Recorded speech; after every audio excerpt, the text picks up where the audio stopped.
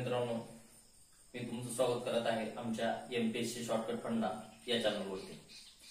मित्रांनो, आज आपण जो तुम्हाला नेहमी कन्फ्यूज करणारा टॉपिक आणि न समजणारा टॉपिक, जो राज्यघटनेमधला राष्ट्रपतीचे कार्यकारी अधिकार आणि कार्यकारी अधिकार, हा जो नेहमी कन्फ्यूज करणारा टॉपिक आहे, तो आज आपण घेणार आहोत। म्हणजे कायदेकारी कोणते आणि कार्यकारी कोणते, याच्यामधला फरक कसा लक्षात ठेवायचा, वित्तीय कोणते, त्याच्यानंतर न्यायिक कोणते, त्याच्यानंतर परराष्ट्रविषयक कोणते, त्याच्यानंतर लष्करी कोणते, हे प्रत्येक म्हणजे राष्ट्रपतीला कोणते, राज्यपालाला कोणते, हे कंपॅरिझन मध्ये आज आपण पाहणार आहोत। म्हणजे फक्त राष्ट्रपतीलाच असणारे, राज्यपालाला असणारे अधिकार, किंवा राज्यपालाचा आणि राष्ट्रपतीचं कॉमन नुसतं राष्ट्रपती जरी वाचलं तरी राज्यपाल तुमच्या लक्षात आला पाहिजे, असं जे कंपॅरिझन मध्ये पाहणार होतात। आणि 100% तुम्ही हा व्हिडिओ शेवटपर्यंत पहा, 100% तुमचा याच्यावरचा क्वेश्चन चुकणार नाही, ही गॅरंटी आहे माझी।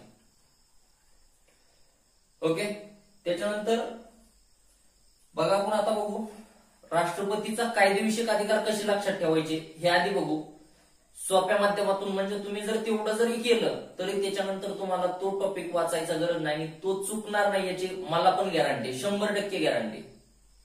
ओके, त्याच्यासाठी आपण राष्ट्रपतीचा, आणि मित्रांनो तुम्ही व्हिडिओला लाईक करत चला, मित्राबरोबर शेअर करा, म्हणजे मला पण तुमचा व्हिडिओ म्हणजे असं उत्साह आला पाहिजे तुमच्याबद्दल की व्हिडिओ प्रत्येक वेळेस मी नवीन नवीन काहीतरी तुम्हाला देत राहील। त्याच्यासाठी मित्रांनो लाईक करत जा, शेअर्स करत जा। राष्ट्रपती आणि राज्यपाल याचा कॉमन कायदेविषयक अधिकार म्हणजे कसं लक्षात ठेवायचं, फक्त ते शब्द आले तरच तो त्याचा कायदेविषयक अधिकार असणार आहे, इतर वेळेस तो कायदेविषयक अधिकार नसणार आहे। तो एक तर कार्यकारी असेल, वित्तीय असेल, परराष्ट्रविषयक असेल किंवा आणीबाणीविषयक असेल, पण कायदेविषयक अधिकार असण्यासाठी तुम्हाला ते शब्द त्या वाक्यामध्ये असले पाहिजे तरच तो त्याचा कायदेविषयक अधिकार असणार आहे। आलं लक्षात? नसता कार्यकारी असू शकतो, मग वित्तीय असू, पण वित्तीयला पण बघायचं आपल्याला, वित्तीय असण्यासाठी काय असणार आहे त्याचं। ओके, आपण बघू राष्ट्रपतीचा कायदेविषयक अधिकार कसं लक्षात ठेवायचं। बघा मित्रांनो, हे शब्द पाठ करा, ह्या शब्दाच्या व्यतिरिक्त काही नाही। राष्ट्रपतीसाठी आणि राज्यपालासाठी दोन्ही, फक्त राज्यपालासाठी राज्य विधिमंडळ शब्द टाकायचे आणि राष्ट्रपतीसाठी संसदीय शब्द टाकायचे आपल्याला। ओके, बघा आता संसद, त्याच्यानंतर सभागृह किंवा लोकसभा, राज्यसभा,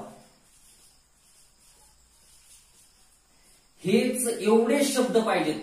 बघा, हे 4 शब्द पाठ करायचे। संसद, सभागृह, कोणतेही सभागृह, संसद कोणतेही सभागृह म्हणजे लोकसभा आणि राज्यसभा किंवा आयोग सभागृह, संसद न शब्द वापरता सभागृह शब्द वापरू शकतो, सभागृह शब्द न वापरता लोकसभा किंवा राज्यसभा शब्द वापरू शकतो।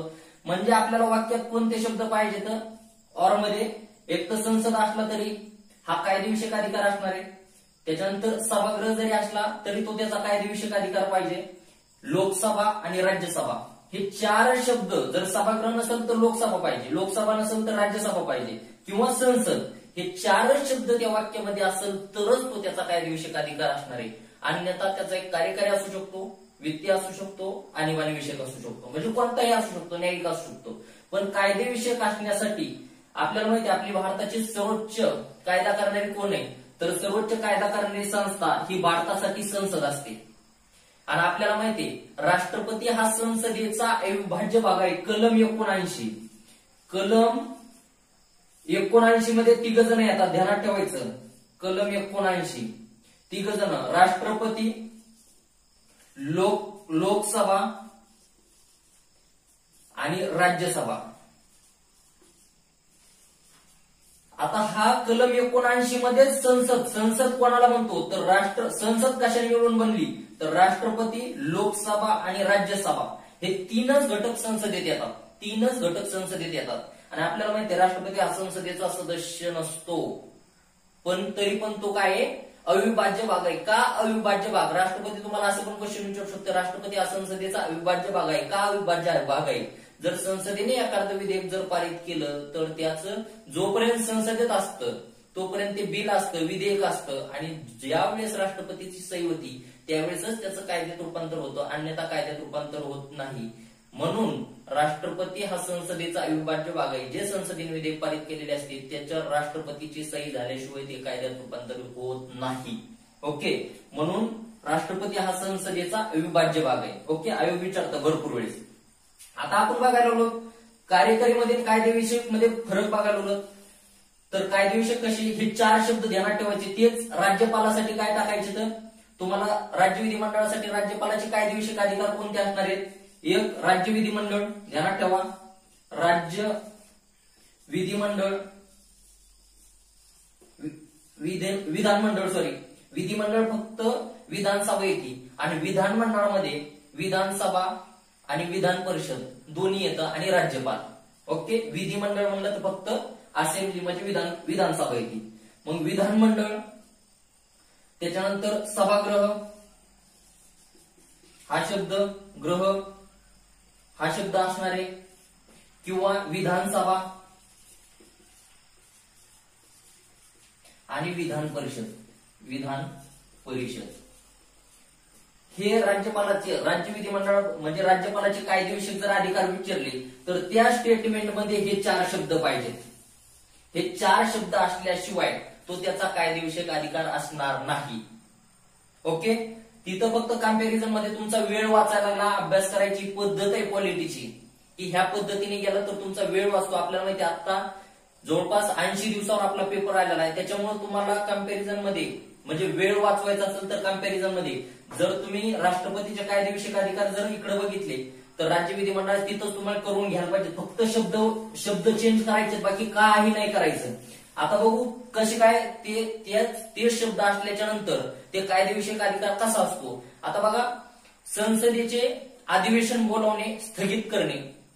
संसदेचे, हा संसद शब्द वापरलेला आहे त्यांनी, संसदेचे अधिवेशन बोलवणे आणि स्थगित करणे हा त्याचा, कारण की संसद हा शब्द झालेला आहे त्याचा.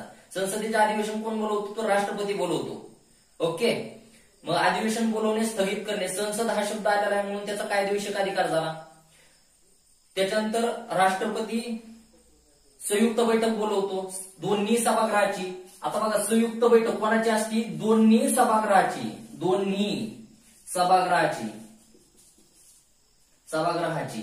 आता सभागृह हा शब्द आलाय, संयुक्त बैठक कोणाची आहे तर दोन्ही सभागृहाची. सभागृह हा शब्द आलाय, बोलवतो कोणतं, राष्ट्रपती बोलवतो, आणि सभागृह हा शब्द आल्यामुळं त्याचा हा कायदेविषयक अधिकार झाला. हा एक झाला, 2 बघितले. प्रत्येक संसदेचे अधिवेशन बोलवणे, स्थगित करणे, हा संसद शब्द आला म्हणून त्याचा कायदेविषयक. त्याच्यानंतर दोन्ही सभागृहाची संयुक्त बैठक बोलवणे, सभागृह शब्द आला म्हणून त्याचा हा कायदेविषयक अधिकार झाला. आणि दुसरी गोष्ट, आता प्रत्येक वर्षीच्या, आता बघा, प्रत्येक वर्षीच्या पहिल्या अधिवेशनाची सुरुवात, प्रत्येक वर्षीच्या म्हणलंय, प्रत्येक अधिवेशनाच्या नाही. आयोग इथं तुम्हाला सिली क्वेश्चन टाकतं, तर प्रत्येक अधिवेशनाच्या सांगतं, तर चूक आहे. प्रत्येक अधिवेशनाच्या समोर राष्ट्रपती अभिभाषण करत नाही, तर प्रत्येक वर्षीच्या करत असतो. प्रत्येक कॅलेंडर इयर म्हणतो, कॅलेंडर इयर, प्रत्येक अधिवेशन नाही तर प्रत्येक वर्षीच्या अधिवेशनात करीत असतो, हे ध्यानात ठेवायचं अभिभाषण. म्हणून अधिवेशन दोन्ही सभागृहासमोर अभिभाषण करतो. सभागृह हा शब्द आला इथं, त्याच्यामुळे तो त्याचा कायदेविषयक झाला. आता राष्ट्रपतीला अभिभाषणाला चला असं कोण म्हणतं हे पण ध्यानात ठेवा. आयोग विचारू शकतो, तुम्हाला माहिती नुसतं अभिभाषण करतो, पण राष्ट्रपती तुम्ही अभिभाषणाला चला असं कोण म्हणतं, तर आपला महान्यायवादी हा राष्ट्रपतीला अभिभाषणाला नेतो. ओके, हा एक इथं पॉईंट ध्यानात ठेवा. त्याच्यानंतर बघा, आता पुढचा पॉईंट आहे, दोन्ही सभागृहाकडे जर विधेयक प्रलंबित असेल तर राष्ट्रपती त्याला त्या सभागृहाला संदेश पाठवतो. आता इथं सभागृह हा शब्द आला म्हणजे सभागृहाकडे संदेश पाठवणे विधेयकासंबंधी हा राष्ट्रपतीचा कायदेविषयक अधिकार असणार आहे, का तर सभागृह हा शब्द आलेला आहे. त्याच्यानंतर आपण बघितलेलं आहे की लोकसभेचा अध्यक्ष आणि उपाध्यक्ष यांची पद, आता इथं 2 कन्सेप्ट आहेत मित्रांनो. एक पद रिक्त असणे आणि गैरहजर असणे, अशा 2 कन्सेप्ट आहेत तिथं, ह्या ध्यानात ठेवायच्या. पद रिक्त असणे आणि गैरहजर असणे ज्यावेळेस लोकसभेचा अध्यक्ष आणि उपाध्यक्ष आणि राज्यसभेचा अध्यक्ष आणि उपाध्यक्ष हे जे लोकसभेचं रेग्युलर जे काम चालतं, हे रेग्युलर काम चालण्यासाठी आपल्याला माहिती अध्यक्ष आणि उपाध्यक्ष, जर अध्यक्ष नसेल तर उपाध्यक्ष करतो गैरहजेरीत, आणि गैरहजेरीत डबल हे अध्यक्ष आणि उपाध्यक्ष जर नसेल तर लोकसभेच्या बाबतीत अध्यक्ष 10 जणांचा अध्यक्ष पॅनल असतं, तर राज्यसभेच्या बाबतीत गैरहजर हा शब्द वापरतोय, गैरहजेरीत अध्यक्ष पॅनल काम करतं आणि राज्यसभेच्या बाबतीत उपाध्यक्ष, पण ते 6 जणांचं असतं, लोकसभेचं 10 जणांचं आणि राज्यसभेचं 6 जणांचं. मग हे अध्यक्ष पॅनल नेमतं कोण हे पण महत्वाचं पाहिजे. तर लोकसभेच्या बाबतीत लोकसभेचा अध्यक्ष त्या 10 जणांची निवड करतो आणि राज्यसभेच्या बाबतीत राज्यसभेचा अध्यक्ष त्या 10 जणांची निवड करतो.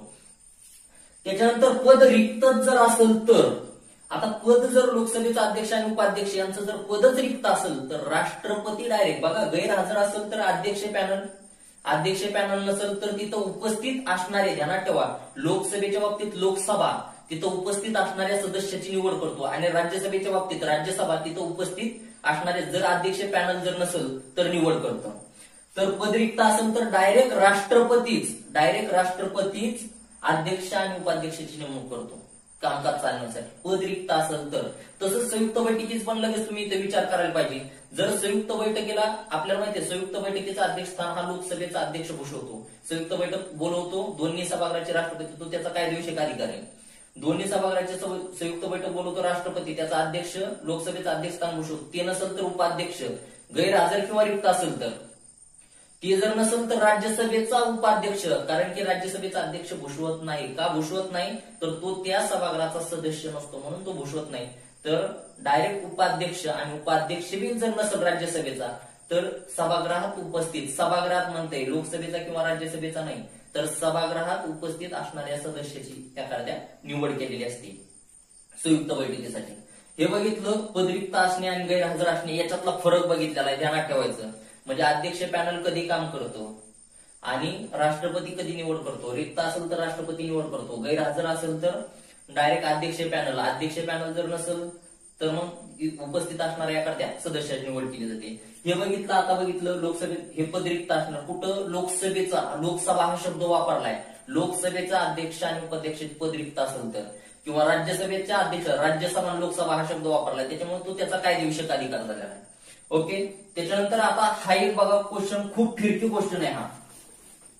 आता निवड राज्यसभेवर, राज्यसभा हा शब्द वापरलेला आहे, राज्यसभेवर 12 सदस्याची राष्ट्रपती नॉमिनेशन करीत असतो, काय नामनिर्देशन करीत असतो. इतर राज्यसभा शब्द वापरलाय म्हणून तो त्याचा कायदेविषयक अधिकार झालेला आहे. आपल्याला बघायचंय फरक त्याच्यात, तुम्ही कन्फ्युज होणार नाही. कारण की पंतप्रधान आणि मंत्रिमंडळाची ज्यावेळेस नेमणूक करतो हा त्याचा कार्यकारी अधिकार आहे.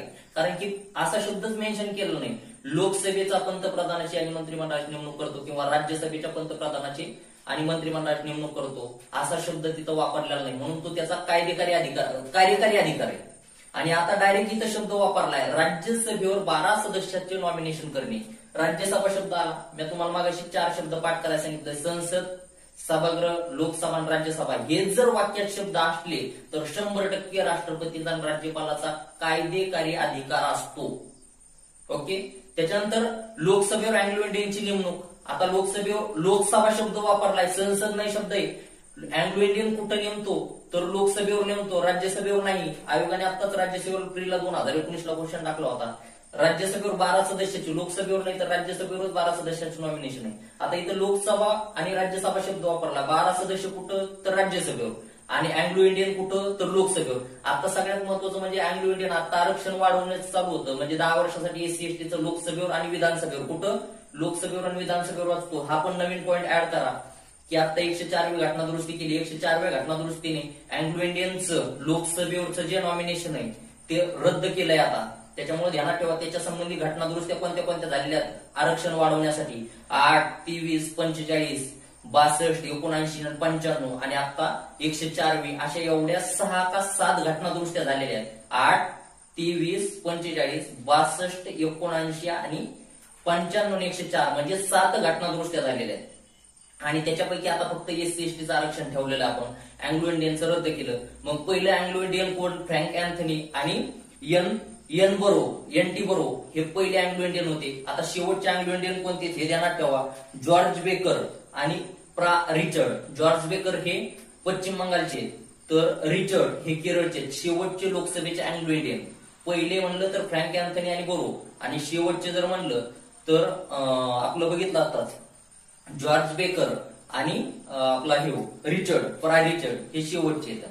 ओके, त्याच्यामुळं जे अँग्लो इंडियनची नेमणूक करतो लोकसभेवर करतो, लोकसभा शब्द आला त्याचा कायदेकारी अधिकार झाला. राज्यसभेवर 12 सदस्यांचं नॉमिनेशन हा त्याचा कायदेकारी झाला, राज्यसभा शब्द आहे.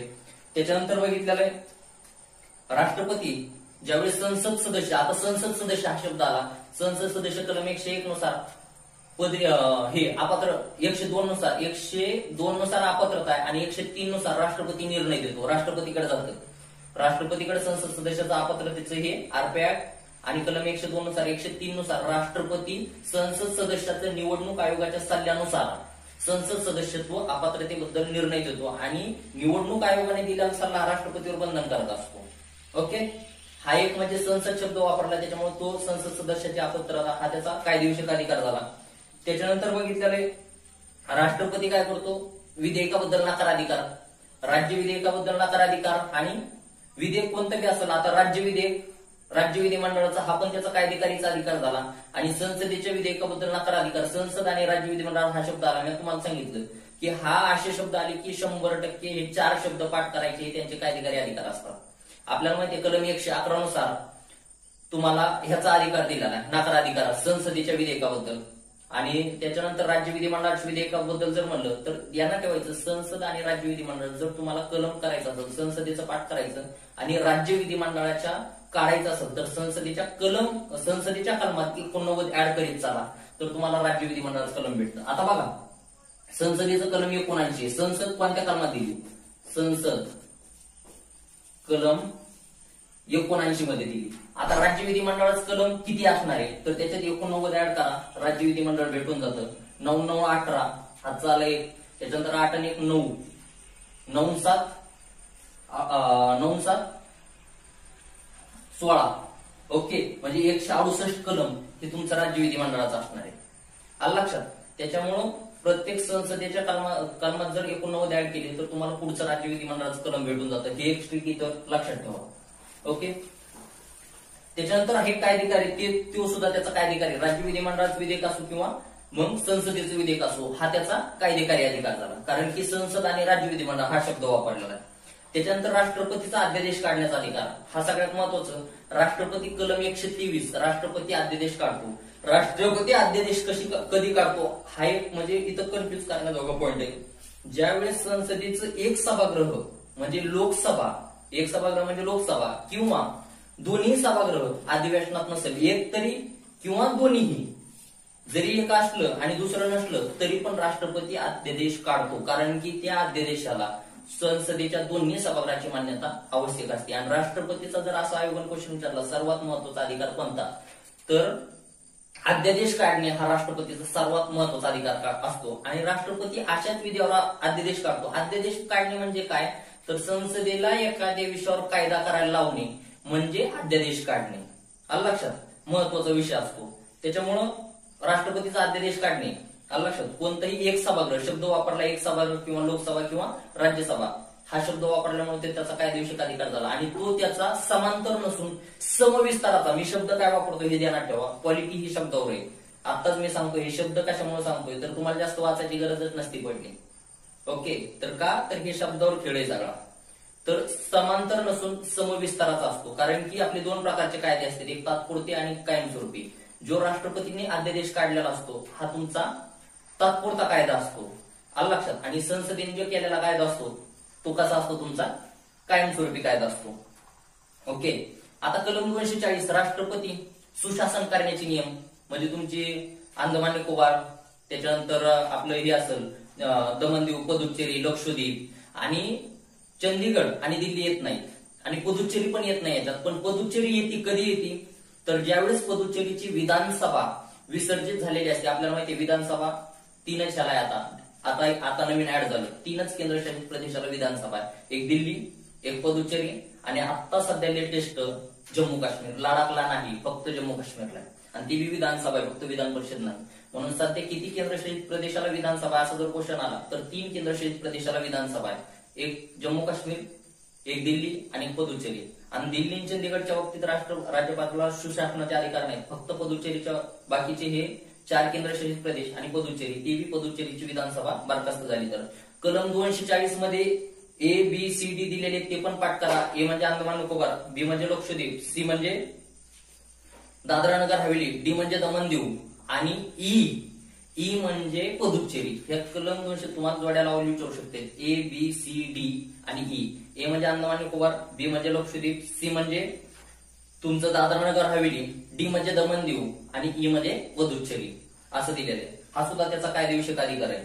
त्याच्यानंतर हे झाले आपण कायदेविषयक अधिकार बघितले. समजलं कायदेविषयक अधिकार म्हणजे काय, तर कायदेविषयक राष्ट्रपतीचा किंवा राज्यपालाचा अधिकार असण्यासाठी त्याच्या संसद, सभागृह, लोकसभा आणि राज्यसभा हे त्या वाक्यात शब्दच पाहिजे. राष्ट्रपतीचा कोणता कायदेविषयक अधिकार आहे असं म्हणलं तर त्या वाक्यात संसद, सभागृह, लोकसभा, राज्यसभा हे शब्द पाहिजेत. किंवा विधानसभा, सभागृह, विधान परिषद आणि विधानसभा किंवा विधानमंडळ हे शब्द पाहिजे. त्यावेळेस राष्ट्रपतीचा आणि राज्यपालाचा हा कायदेविषयक अधिकार असणार आहे. आता बघायचं आपल्याला त्याचा कार्यकारी. आता कायदेविषयक संपला, कायदेविषयक झाला म्हणल्याच्या नंतर राहिला याच्यातच प्रश्न होता की तुमचा कार्यकारी आणि कायदेविषयक मध्ये हाच तुमचं सगळ्यात मोठं कन्फ्युजन होतं. आता कार्यकारी अधिकार आपल्याला माहिती आहे, आपला संघाचा कार्यकारी अधिकार कोणाच्या नावाने चालतो, तर आपला संघाचा कार्यकारी अधिकार हा राष्ट्रपतीच्या नावाने चालत असतो. आणि राज्याचा कार्यकारी अधिकार, राज्याचा प्रथम नागरिक कोण तर राज्यपाल आणि देशाचा प्रथम नागरिक कोण तर राष्ट्रपती. म्हणून संघाचा कार्यकारी अधिकार म्हणजे केंद्राचा कार्यकारी अधिकार हा राष्ट्रपतीच्या नावाने चालतो आणि राज्याचा कार्यकारी कारभार हा राज्यपालाच्या नावाने चालतो. म्हणजे कंपॅरिझन मध्ये पॉईंट बघा. आता तेच फक्त राष्ट्रपतीच्या जागेवर मी तुम्हाला कायदेविषयक मध्ये सांगितलं, कार्यकारी मध्ये पण तेच करायचं. राष्ट्रपतीच्या जागेवर राज्यपाल, राज्यपालाच्या जागेवर राष्ट्रपती हे शब्द चेंज करायचे. तुमचा वेळ वाचतो. स्मार्ट स्टडी जो आहे तो हा स्मार्ट स्टडी. ओके, म्हणजे आता याचे कार्यकारी अधिकार कोणते येणार आहेत भारत. आता बघतो राष्ट्रपतीच्या नावाने काढलेले आदेश कोणत्या पद्धतीने असावे याचं नियम स्वतः राष्ट्रपती ठरवतो. ध्यानात ठेवा, हा क्वेश्चन खूप महत्वाचा आहे. राष्ट्रपती म्हणजे राष्ट्रपतीच्या नावाने काढलेले व अंमलात आणलेले अध्यादेश हे कोणत्या पद्धतीने असावे याचं नियम स्वतः राष्ट्रपती तयार करतो. तुम्हाला डायरेक्ट संसद, पंतप्रधान कुणीतरी देते तर चूक आहे. स्वतः राष्ट्रपती त्याचे नियम तयार करत असतो. दुसरी गोष्ट, गव्हर्नमेंटचं जे शासनाचं कामकाज आहे हे शासनाचं कामकाज विभागून देण्याचं काम कोणाचं आहे, मंत्र्यामध्ये. शासनाचं कामकाज सुलभ चालण्यासाठी मंत्र्यामध्ये विभागून देण्याचं काम कोणाचं आहे, तर राष्ट्रपती हे शासनाचं कामकाज मंत्र्यामध्ये विभागून देतो. खाते वाटप नाही, कामकाज बोलतोय. 77 बघितलं कामकाज वाटून देणे. लगेच 78 बघायचं राष्ट्रपती आणि पंतप्रधान यांचं चॅनल ऑफ कम्युनिकेशन कार्य. म्हणजे हे जे राष्ट्रपतीने शासनाचं कामकाज ह्याच्यामध्ये वाटून दिलेलं आहे, मंत्र्यामध्ये वाटून दिलेलं आहे, त्याची माहिती पंतप्रधान म्हणजे कायदेविषयक आणि प्रशासकीय बाबीची माहिती दैनंदिन देण्याचं काम कोण करतो, तर पंतप्रधान हा राष्ट्रपतीला देण्याचं काम करतो.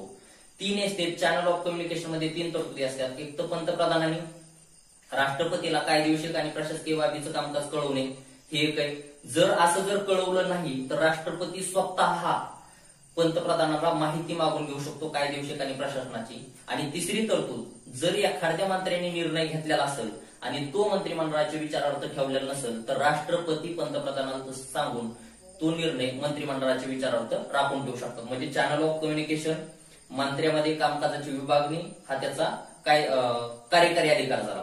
आता पंतप्रधानाची नेमणूक आणि मंत्रिमंडळाची नेमणूक, इथं सभागृह शब्द येतो कुठे मित्रांनो, तर कुठंच सभागृह हा शब्द येत नाही, म्हणून त्याचा कार्यकारी अधिकार आहे. सभागृह किंवा संसद किंवा लोकसभा किंवा राज्यसभा असा कुठेही शब्द येत नाही, तो झाला त्याचा कार्यकारी अधिकार. दुसरी गोष्ट, महान्यायवाद्याची नेमणूक करणे. आता महान्यायवाद्याची नेमणूक स्वतः राष्ट्रपतीच्या मर्जीनेच तो पद धारण करतो. त्याला संसदेच्या समावेदनाद्वारे वगैरे काही काढून टाकण्याची कोणतीही पद्धत सांगितलेली नाही. राष्ट्रपतीच्या मर्जीने पद धारण करतो एवढं सांगितलेलं आहे. त्याचे पगार भत्ते जे काय असेल ते स्वतः राष्ट्रपती ठरवतो. तेच राज्यपालाच्या बाबतीत असणार आहे. ओके, हे जे पॉईंट सांगितले तेच राज्यपालाला टाकून द्यायचे, तेच तुम्हाला पुढे लागू होते कार्यकारी अधिकारामध्ये. ओके, त्याच्यानंतर मग असं आपण महान्यायवादी असेल, त्याच्यानंतर निवडणूक आयोग असेल, युपीएससीचे अध्यक्ष सदस्य असतील, त्याच्यानंतर राज्यपाल असेल, त्याच्यानंतर तुमचं वित्त आयोगाचे अध्यक्ष असेल, यांची नेमणूक करणे. आता इथं कुठं सभागृह शब्द नाही. ही जी नेमणूक आहे ही त्याचा कार्यकारी. पण मात्र आपण तिकडे बघितलेलं आहे राज्यसभेवर 12 सदस्याचे नॉमिनेटेड, राज्यसभा हा शब्द आलाय म्हणून त्याचा कायदेकारी अधिकार आहे. अँग्लो इंडियन, 2 अँग्लो इंडियन लोकसभेवर नेमणूक करणे, लोकसभा हा शब्द आलाय त्याच्यामुळे तो त्याचा कायदेविषयक अधिकार. नेमणूक आहे तर तिकडे पण नेमणूक आणि इकडे पण नेमणूक आहे, ध्यानात ठेवायचं. म्हणजे कायदेविषयक अधिकार कधी येणार आणि कार्यकारी कधी येणार. तर तिथं सभागृह संसद, मी पुन्हा पुन्हा सांगण्याचं रिझन तेच आहे की तुम्ही व्यवस्थित हे करावं.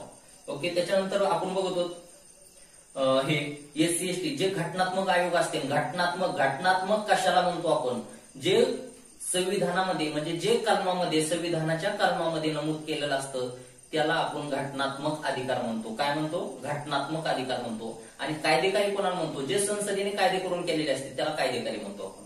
घटनात्मक म्हणजे फक्त कलमामध्येच त्याचा उल्लेख पाहिजे, तेच घटनात्मक येणार आपले. ओके, त्याच्यानंतर आपण बघितलं एससी एसटी असेल, आता ओबीसी पण ध्यानात ठेवा, ओबीसी पण आपला घटनात्मक आयोग झाला. 338 बी, 338 म्हणलं नुसतं की एससी एसटी, एसटी म्हणलं 338 ए आणि हे ओबीसी म्हणलं 338 बी. आत्ताच 102वी घटना दुरुस्ती केली, ती पण घटना दुरुस्ती पासून ह्या आत्ताच्या लेटेस्ट सगळ्या पाठच पाहिजे तुम्हाला. ओके, 102 नुसार ओबीसी केली. म्हणजे यांच्या चौकशीसाठी आयोग जर नेमायचा असेल, घटनात्मक आयोग नेमायचा असेल तर राष्ट्रपतीच नेमणार, हा त्याचा कार्यकारी अधिकार झाला. त्याच्यानंतर आंतरराज्य परिषद आपण बघितो, कलम 263 बोलवतो राष्ट्रपती, आलं लक्षात, तो सुद्धा त्याचा कार्यकारीचा अधिकार झालेला आहे. त्याच्यानंतर बघा केंद्रशासित प्रदेशाच्या प्रशासकाची नेमणूक करणे, हा सुद्धा त्याचा कार्यकारी अधिकार झाला. इथं कुठंही तुम्हाला हे येत नाही. आता बघा एखाद्या प्रदेशाचे अनुसूचित क्षेत्र निश्चित करणे, अनुसूचित आणि आदिवासी क्षेत्र. आता अनुसूचित आणि आदिवासी मध्ये फरक काय हे पण कळलं पाहिजे. कलम 5 हे अनुसूची 5 आणि अनुसूची 6 मध्ये फरक काय? अनुसूची 5 म्हणजे अनुसूचित क्षेत्र येते. अनुसूचित म्हणजे काय? एससी आणि एसटी दोन्हीचं एकत्रीकरण येतं. आणि आदिवासी मध्ये फक्त आणि फक्त एसटी असतात. ओके, हे ध्यानात ठेवायचं. मग अनुसूची 5 मध्ये 10 राज्य ते ध्यानात ठेवायचे. ते 10 राज्य कोणते? झारखंड, ओडिसा, त्याच्यानंतर छत्तीसगड, आंध्र, तेलंगणा, महाराष्ट्र, मध्य प्रदेश, गुजरात, राजस्थान आणि हिमाचल प्रदेश. हे 10 राज्य जे येतात ते अनुसूची 5 मध्ये येतात. आणि अनुसूची 6 मध्ये कोण येते? जे बांगलादेशला लागून आहे मित्रांनो, सीमा बांगलादेशला, आसाम, मेघालय, त्याच्यानंतर त्रिपुरा, मिझोराम, असे हायसेच कर्व येतात. आणि पलीकडचे म्यानमारला लागून आहे. फक्त आपल्याला घ्यायचे बांगलादेशला लागून असणारे अनुसूची 6 मध्ये 4च राज्य येतात आणि त्याच्यात 10 जिल्ह्याचा समावेश होतो. ओके, म्हणजे हे अनुसूचित क्षेत्र आणि आदिवासी क्षेत्र घोषित कोण करतं? तर राष्ट्रपती करतो. हे झाले त्याचे कार्यकारी अधिकार. हे बघितले आपण, आत्ताची लिस्ट जी बघितली ती कार्यकारी अधिकार. आता तुमचं कन्फ्युजन दूर झालं असेल, कारण की आपण बघितलं कार्यकारी अधिकार आणि कायदेकारी अधिकारात फरक कसा लक्षात ठेवायचा. जिथं सभागृह, संसद, लोकसभा, राज्यसभा किंवा विधानमंडळ, सभागृह, विधानसभा, विधान परिषद हे शब्द असेल तरच त्यांचा कायदेकारी अधिकार. त्याच्यात बी नेमणुका 2 पद्धतीच्या असतात, हे बघितले आपण. आता आपल्याला वित्तीय अधिकार बघायचे. त्याचे वित्तीय अधिकारामध्ये एकदम सोपं आहे. आता आपण बघितलं वित्त आयोगाची नेमणूक करणे हा त्याचा कार्यकारी अधिकार झाला. तुम्ही म्हणताना आता ती वित्तामध्ये जायला पाहिजे, आलं लक्षात. पण वित्तामध्ये ध्यानात ठेवायला एकदम सोपं आहे. जेवढ्या अर्थसंकल्पामध्ये तरतुदी असतात, अर्थसंकल्प, आलं लक्षात. आता अर्थसंकल्प सगळ्यात महत्वाचं लोकसभेत मांडतं कोण? तर राष्ट्र. घटनात्मक जबाबदारी कोणाची? हा शब्द महत्वाचा आहे. कलम 112 नुसार घटनात्मक जबाबदारी हा शब्द पाहिजे. घटनात्मक जबाबदारी लोकसभेत मांडण्याची ही राष्ट्रपतीची, आणि राष्ट्रपतीच्या वतीने हा अर्थमंत्री मांडत असतो आपलं, आलं लक्षात. किंवा तुमचा आकस्मिक निधी ठरवायचा असेल किंवा वाढवायचा असेल, हे कोण ठरवतं? तर राष्ट्रपती ठरवतो. त्याच्यानंतर वित्त आयोग स्थापन करणे. वित्त आयोग स्थापन करणे हा त्याचा वित्तीय अधिकार आहे. पण वित्त आयोगाच्या अध्यक्षाची त्याची नेमणूक करणे हा त्याचा कार्यकारी अधिकार आहे. त्याच्यानंतर आपण बघितलं अनुदानाच्या मागण्या राष्ट्रपती शिवाय करता येत नाही, हा त्याचा वित्तीय अधिकार झाला. अनुदान हा शब्द आला. एवढंच बघायचं. अर्थसंकल्पासंबंधी तरतुदी आणि वित्त आयोग स्थापन करणे हा त्याचा वित्तीय अधिकार झाले. त्याच्यानंतर आपण बघितलेले की राष्ट्रपतीचे नकार अधिकार बघितलेले, ते तर तुम्हाला सांगितले. नकार अधिकार आपल्या घटनेत ऍक्च्युली राष्ट्रीय म्हणजे विविध देशांनी 4 प्रकारचे नकार अधिकार वापरलेले आहेत, आलं लक्षात. ते झालं आपलं कायदेविषयक मध्ये गेलेलं आहे त्याचं. त्याच्यानंतर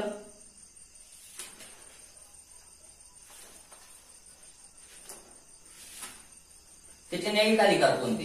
सगळ्यात महत्वाचं म्हणजे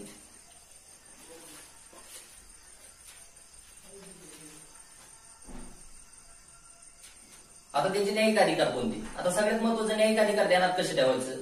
न्यायिक म्हणजे काय? सगळ्यात महत्वाचं सुप्रीम कोर्ट, हायकोर्ट यांच्या अध्यक्षाची म्हणजे न्यायाधीशांची नेमणूक करणे. दुसरी गोष्ट आता सल्ला मागणे. आता सल्ला मागणे सगळ्यात महत्वाचं. सल्ला फक्त सुप्रीम कोर्टाच्या बाबतीतच आहे आणि राष्ट्रपतीच मागतो. राज्यपालाला सल्ला मागण्याचा अधिकार नाही, हायकोर्टाला हा सल्लागार अधिकार क्षेत्र नाही, फक्त सुप्रीम कोर्टाला. हे ध्यानात ठेवायचं. आयोग इथे एक चेंज करतं. सल्ला मागण्याचा अधिकार कोण मागतं? राष्ट्रपतीच मागतो. आणि सल्ला हा राष्ट्रपतीने मागितलेला सुप्रीम कोर्टावर बंधनकारक नसतो किंवा सुप्रीम कोर्टाने राष्ट्रपतीला दिलेला सल्ला बंधनकारक नसतो. आपले दोन प्रकारचे कलम 143 मध्ये दोन प्रकारचे सल्ले, एक तर कायदेविषयक आणि सार्वजनिक महत्वाचा कायदेविषयक आणि वस्तुस्थितीचा असेल तर, आणि दुसरा 1947 म्हणजे स्वातंत्र्यापूर्वीचे जे तह आणि करार असतील त्याच्याबद्दलचा असेल. आलं लक्षात? हा सल्लागार अधिकार क्षेत्र हा त्याचा न्यायिक अधिकार आहे. दुसरी गोष्ट क्षमादान करणे. आता निर्णय कुणी दिलेला असतो? सुप्रीम कोर्टाने दिलेला असतो. म्हणजे एखाद्याला बाबा कलम आपलं 72 आहे, कलम 72 नुसार क्षमादान करण्याचा अधिकार आहे. हा सुप्रीम कोर्टाने निर्णय दिलेला असतो, पण काही सुप्रीम कोर्टाच्या पण चुका होऊ शकतात. आलं लक्षात? त्याच्यासाठी हा राष्ट्रपतीला अधिकार दिलेला आहे क्षमादानाचा. हा राष्ट्रपतीचा क्षमादानाचा अधिकार असेल हा त्याचा न्यायिक अधिकार आहे. कारण की सुप्रीम कोर्टाच्या अधिकारापेक्षा हा वेगळा असणार आहे. कारण की सुप्रीम कोर्टाने शिक्षा दिलेली मृत्यूदंड असेल किंवा कोणत्याही प्रकारची, हा हे इथे ध्यानात ठेवा, पूर्णपणे क्षमादान करण्याचा राज्यपालाला अधिकार नाही. राज्यपालाला कोणता अधिकार नाही? लष्करी अधिकार नाही, आणीबाणी अधिकार नाही, आणि पूर्णपणे मृत्यूदंडाची शिक्षा रद्द करण्याचा अधिकार नाही. पूर्णपणे मृत्यूदंडाची रद्द म्हणजे फार निर्दोष सोडण्याचा अधिकार हा राज्यपालाला नाही, राष्ट्रपतीला आहे. ओके, हा एक बघितलेला आहे. त्याच्यानंतर परराष्ट्रविषयक अधिकार असताना आपले जे परकीय तह करार वगैरे हे जे चलते हे, कारण की आपला संघाचा कार्यकारी अधिकार कोणाच्या नावाने चालतो? राष्ट्रपतीच्या नावानेच चालतो. त्याच्यामुळे आपले जे करार तह वगैरे जे असते परकीय ते संसदेच्या अधीन राहून हे राष्ट्रपतीच्या नावानेच चालतात. त्याच्यानंतर राजदूत, राजनैतिक अधिकारी याच्या नेमणुका कोण करतो? तर राष्ट्रपतीच करतो. हा त्याचा परराष्ट्रविषयक अधिकार झाला. परराष्ट्र हा शब्द वापरतो. आता राजदूत, राजनैतिक अधिकारी आपण परकीय देशातच नेमतो. ओके, त्याच्यानंतर आंतरराष्ट्रीय संस्थावर आंतरराष्ट्रीय मंचावर प्रतिनिधित्व करण्याचा कोण प्रयत्न करतं? हे प्रतिनिधित्व कोण करतं? तर आपला आंतरराष्ट्रीय मंचावर हा राष्ट्रपतीच, जरी आपला पंतप्रधान जरी जात असला तो राष्ट्रपतीच्या वतीने जातो. ध्यानात ठेवायचं. म्हणजे आपल्याला असं जर क्वेश्चन आला, पंतप्रधान हे आपल्याला दिसतं, पंतप्रधान कुठे तोंड मारून येतात आपले पंतप्रधान, पण ते राष्ट्रपतीच्या नावानच सगळं, म्हणजे आंतरराष्ट्रीय मंचावर प्रतिनिधित्व कोण करतो असं जर क्वेश्चन आला तर राष्ट्रपतीच करतो. जरी हे पंतप्रधान जात जरी असला तर राष्ट्रपतीच्या वतीनंच ते सगळं चालू असतं. ओके, त्याच्यानंतर लष्करी अधिकार माहिती आहे आपल्याला. लष्करी अधिकार तिन्ही कलम 53(2) आपला तिन्ही दलाचा सरसेनापती असेल अशी तरतूद आहे आपली कलम 53(2) मध्ये. म्हणजे भूसेना असेल, हवाई सेना, थलसेना, नौसेना, त्याचा जो प्रमुख असतो तो राष्ट्रपती, म्हणजे यांची नेमणूक जो करतो अध्यक्ष वगैरे याची नेमणूक हा राष्ट्रपतीच करतो. त्याच्यानंतर आणीबाणी विषयक अधिकार असते 352, 356 आणि 360 आणि 365. ध्यानात ठेवायचं. हे अधिकार हे राष्ट्रपतीला दिलेले, संसदेला नाही. आणीबाणी विषयक अधिकार कोणाला? तर आणीबाणी विषयक अधिकार हे राष्ट्रपतीला दिलेले असते. आपल्याला माहिती 352 3 कारणावून लावू शकतो: युद्ध, परकीय आक्रमण आणि सशस्त्र उठाव. सशस्त्र उठाव 44व्या घटना दुरुस्तीने आणलेला आपण, किंवा मग राज्य आणीबाणी किंवा राष्ट्रपती राजवट बंद होती 356 ह्याच्यात. त्यावेळेस राज्याचा कारभार राष्ट्रपतीचा एजंट म्हणून कोण काम करतं? तर आपला राज्यपाल काम करीत असतो. आणि आर्थिक आणीबाणी 360 आतापर्यंत एकदाही लावलेली नाही. ओके, हे बघितले असे आपण अधिकार. ओके, तर मित्रांनो, आमचा जर हा व्हिडिओ आवडला असेल तर लाईक करा, शेअर्स करीत चली जा आणि कमेंट करा आम्हाला, की आमचं म्हणजे तुम्हाला काय पाहिजे काय नाही आम्हाला कळलं तुमच्या कमेंटच्या नंतर. ओके, धन्यवाद.